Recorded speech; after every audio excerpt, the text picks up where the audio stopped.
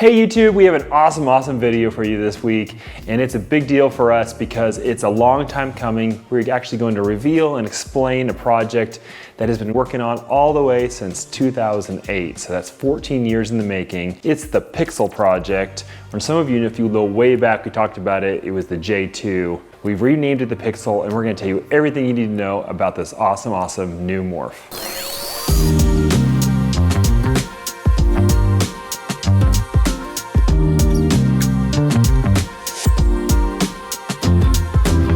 So the Pixel project starts way back in 2008. Now, if you guys were in the industry back that long ago, you know that Outback was the place to go for unique captive hatched animals. And I was getting lots of pictures from them back then and just trying to pick a few interesting animals here and there.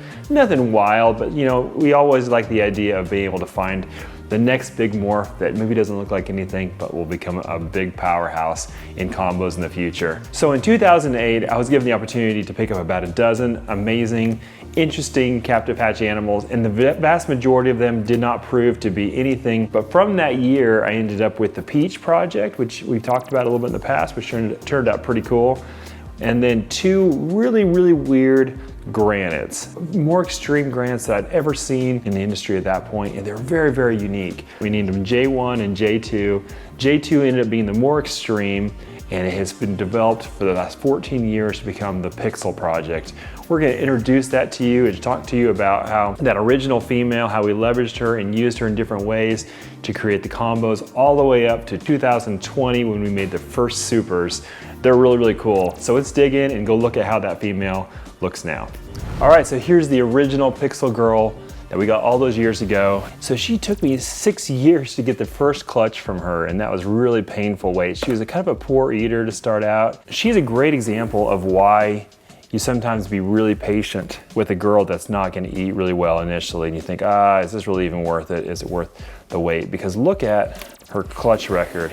So she produced in 14, 15, 16, she skipped 2017, 18, 19, and 20. That's after being a poor eater and me wondering if she's ever gonna produce a clutch. But yeah, she is absolutely phenomenally beautiful. And just look at the pocketing and her sides. Just a very extreme. That's single gene, that's not a combo, and that is not a super or anything like that. So the first clutch we got from her, we made one really nice Pixel in the clutch, and it's actually a pastel GHI Pixel. And I'll throw up a picture here of the siblings so you see the difference between a regular pastel GHI, but look at how much the pattern is opened up, these giant, huge gaps in every alien head, just much more extreme in the GHI. I was very impressed with this. It ended up being another girl, so I still didn't have a male yet to run back to the original female. So then the following year, I decided to go with a red stripe project and see how we could move it into some of the red stripe with the yellow belly, the fire. We had a really awesome male for that. So we ran into that. We ended up making some really insane Pixels. However, they were all girls again, and I was starting to get really nervous about the project. Let's look at how those girls looked, and then we'll talk about what we did after that. This is Fire Yellow Belly Red Stripe J2. So the fire and the red stripe and the yellow belly work so good. They make all this striping. What I was really impressed with was just how granite pixel up the sides are, and that's what kind of really started giving me the Pixel name. And so I started thinking about that because I saw just how amazing these side patterns were, and I was just really blowing it up at that point. Really impressed with this snake. Then we made a fire version as well. Now these are big girls now that are breeding and probably likely to produce it this year. This is a giant fire Pixel. Again, check out those sides, just absolutely incredible. And it's nice to be able to see it in a simple combo like this. You can see exactly what the effect is. A beautiful girl. Then that same year, we also made a mahogany Pixel, which turned out really incredible, and it was 100% het pied. We did a mahogany pied to a Pixel. And so this year, she's actually gravid right now. Maybe we'll see what the first Pixel pied looks like. All right, so I'm 2 breeding seasons in, and I still have not yet hatched a male Pixel. If we were talking back then, you probably remember me complaining to you that I thought maybe he was sex-linked, that I would never get a male, or wondering what was going on. But then we repeated the pairing the next year with that same red stripe project, and we ended up finally getting our first male Pixel. So this was the first male from the project, red stripe, yellow belly, Pixel. Absolutely beautiful. Really, really nice. And finally, I was able to put him to work. At this point, I was so focused on making super pixels and finding out what came with that, I never even really, which is unusual for me, never really even put it into, say, clowns or some of these other recessives, which would have been absolutely phenomenal. We just focused 1000% on running him back to his mom and to 2 other pixel girls that we had. And so in 2020, we were able to start making our first super forms. So here I'm going to show you the kind of progression of the single gene into the super and show you how you can kind of see the difference as it progresses along these different combos. So this is the single gene pixel, a super pixel. You see how much crazier the sides get on that. Yellow belly pixel, and then a super pixel yellow belly. So you see how they're just, the super form is far more extreme than the single genes. It takes it up a notch. It really makes the sides, they almost give it a look like the paint gene. Now the paint is very different. It's basically an almost recessive gene where the pixel is very much more visual, but it has a similar effect when you get into the super form to what the paint project is doing.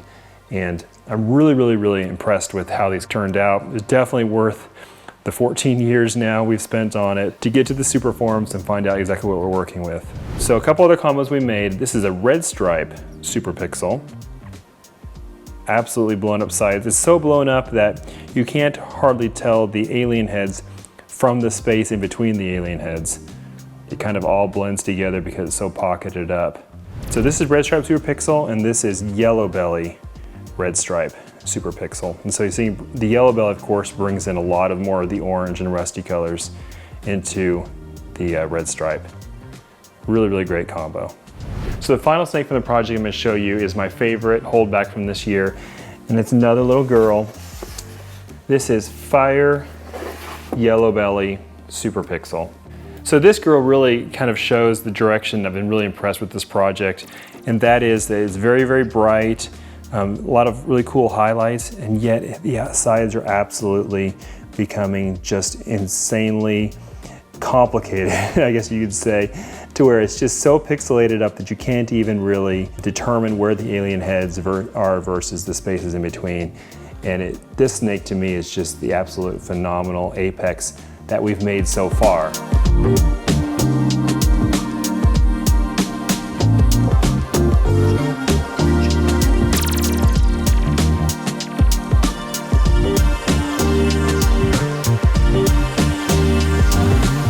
So that's the Pixel project. It's been something we've worked on for so long, and it's really awesome to be able to share with you results.